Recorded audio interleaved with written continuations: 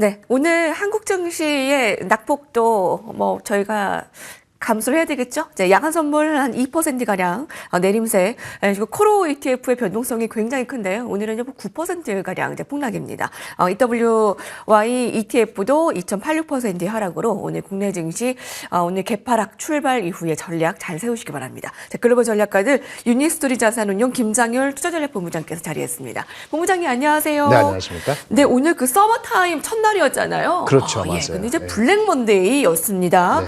네. 트럼프 대통령은 관세 정책 물러설 기미가 없어 보입니다. 경기 둔화를 감수하더라도 이러한 발언은 참 위험했는데요. 경기 침체를 배제하지 않겠다는 뜻이죠. 자, 월가의 침체 공포 본격화 이게 핵심이 아닐까 싶은데요. 맞습니다. 사실은요. 지난주 금요일 날 미국이 좀 오르긴 했습니다만은 그때 트럼프가 얘기를 비슷하게 했었고 다만 파월의 발언이 약간의 좀 달래준 거다 이렇게 얘기를 했는데 베센트가 얘기한 거를 보면은 힌트가 있었어요. 그래서 트럼프는 이제 우리 관세에 대해서 진심이었던 거고요. 그 과정에서 어떤 약간의 영어는 그랬었죠. 얼리를 터뷸런스, 좀 터뷸런스가 있을 수 있지만은 하면서 시간이 가야 된다는 식으로 암시를 우리 베센트 재무장관이 그 정도 얘기한 거는 큰 거예요. 왜냐하면은 베센트는 재무장관이잖아요. 그죠? 재무장관이 애둘러서 이렇게 잘 포장을 해서 얘기해 준 것이 그 정도였고 사실은 트럼프의 관세의 핵심적인 드라이버는 하워드 루트닉 우리 상무부 장관이었거든요. 그분은 굉장히 강력하게 했기 때문에 이제 우리 텍스 관세 이슈가 단순히 금방 끝날 게 아니라는 걸 암시를 했는데 네. 시장에서 조금 아전인 거를 해석한 면이 분명히 있었다라고 보여집니다. 그래서 오늘 이제 드디어 터진 겁니다. 제가 봤을 때는 S&P 500 기준으로 오늘 제가 원래 예상했던 5,580 정도가 내려가면은 시장에서 일단 저가 매수 또는 공포의 극단 이렇게까지 올 거라고 봤는데 5,580이라는 게 오늘 장중에 아마 터치를 밑으로 내려갔을 겁니다. 5,561까지 가다가 5,610 몇으로 끝나긴 했습니다. 5580이라는 숫자는요, 올해 이익 성장률이 미국이 한 10% 남짓 된다는 가정했을 때 PER이 얼마냐면은 한 20.8배 정도가 돼요. 이 정도면은 과거의 평균 PER 한 19.8배보다 약간 높은 거니까 아직 희망을 완전히 버리지 않은 정도지만은 경계감을 발휘하는 거죠. 그러니까 우리 경기 침체 우려를 오늘 보니까 골드만삭스, 모건 스탠리 같은 경우도 30% 40% 높였다는데 아직 경기 침체가 확정적이거나 most likely 할 것 같다는 얘기까지는 안 가는 그 정도가 과거 평균인 한 20배 정도면은 대충 마무리되기 때문에 여기서 조금 더 빠지면 아마 저가 매수는 아마 들어올 수 있는 상황이라 보는데 제 걱정은 오늘 이거죠. 그럼 이렇게 미국이 드디어 고점 대비했을 때 반도체나 나스닥은 많이 빠졌고 S&P 500가 고점 대비 10% 가까이 빠진 거잖아요.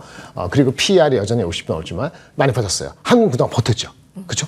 오늘 한국이 빠지면 이렇게 많이 빠졌을 게 그럼 한국이 쌀까요? 미국이 싸 보일까요?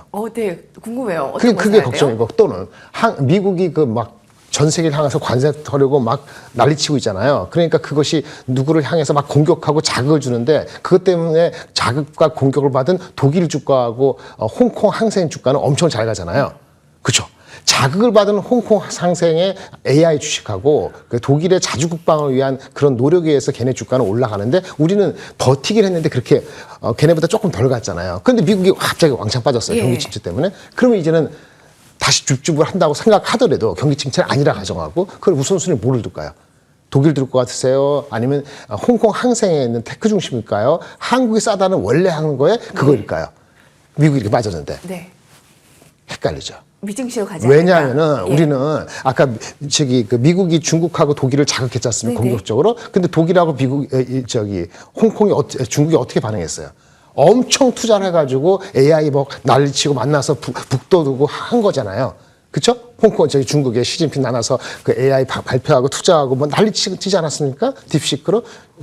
독일도 1조 위안, 유럽 전체적으로 1조 유로에 해당되는 특별 인프라 투자를 하겠다고 부채를 적어가지고도 자주국방 하겠다 했잖아요. 과연 대한민국은 뭐 하고 있죠?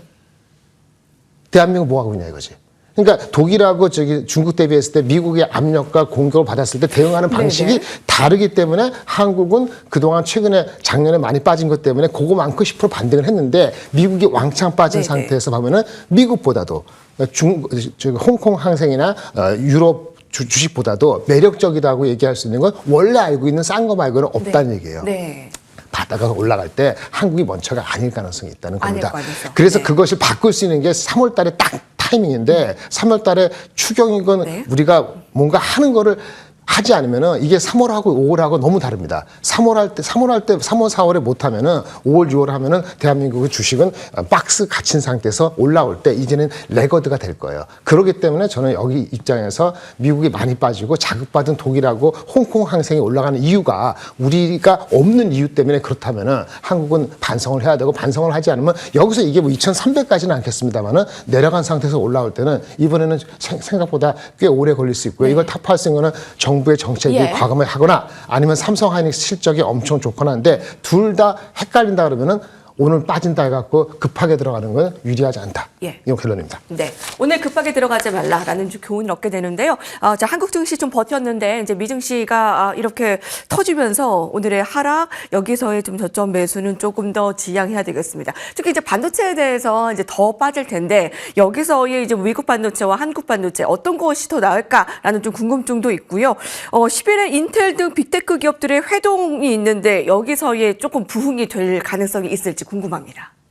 두 번째는 뭐라 그러시죠? 인텔 회동? 네, 회동. 그 트럼프와 빅테크 기업들의 CEO 회동. 여기서의 이제 빅테크의 좀 긍정적인 반응을 끌어낼 수 있을까? 제가 알기로는 오늘 아마 중국에 대해서 그 레거시 반도체에 대해서 어떻게 규제를 할 것이냐, 계속 할 것이냐 이런 회동으로 알고 있고요. 여기서 만약에 혹시라도 중국을 제재하는 데 있어서 우리가 많이 갖고 있는 레거시를 제재하면 한국에 도움이 될 소지가 없지 않아 있습니다. 그거는 기다려 봐야 될 것 같고, 그리고 한국에 대해서 반도체에 대해서 특별히 더 나쁘게 관세를 더 많이 매기거나 대만 대비했을 때 이러지는 않을 것 같아요. 그것이 하단을 지켜줄지는 모르겠습니다만 그거는 지켜볼 문제고요. 아까 앵커님 말씀하신 대로 미국의 주식, 한국의 주식, 홍콩의 주식, AI 반도체 주식이 한국에 더 매력적이냐 본다면은 그렇지 않을 것 같습니다. 그렇지 않다. 자, 전략으로 좀 더 축약을 해볼게요. 네.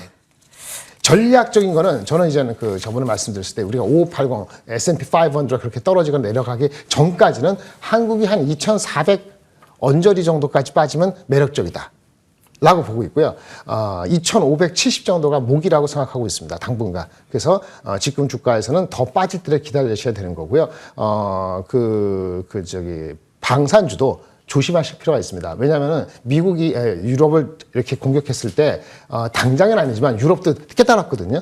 제조업도 불화해야 되고 돈도 써 빚을 져서 하겠다는 거니까 당장은 아니지만 2, 3년 내에 걔네들이 올라오게 되면 한국의 방산이 3년, 4년 뒤에도 계속 좋다는 보장은 어디도 없습니다. 다만 조선은 미국하고 관계가 있기 때문에 좀 간다고 하지만 조선도 그 수익성을 따져봐야 되기 때문에 그것도 만만치 않기 때문에 지금은 보수적으로 바라보시고 정부가 어떤 그 정국이 안정화되는지 그런 걸 확인하고 들어가시는 것도 그렇다고 미국, 중국, 한국, 미국이 유럽이 3% 올라가는데 대한민국만 5% 빠져 이런 개념은 아닌데 우리가 먼저 반등한다든지 세게 할 수 있는 유니크니스는 지금은 냉철히 봐야 된다라는 말씀을 드려야 될 것 같습니다.